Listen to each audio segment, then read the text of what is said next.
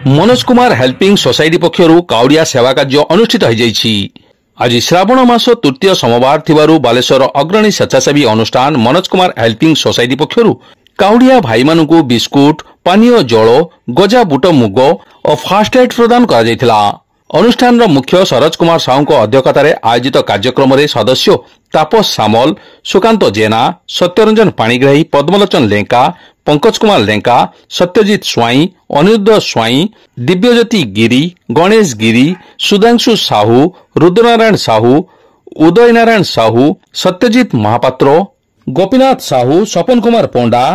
प्रधन्न कुमार दास समेत समस्त सदस्य सदस्या माने ଏହି ମହତ୍ କାର୍ଯ୍ୟକୁ ପରିଚାଳନାରେ ସହଯୋଗ କରିଥିଲେ।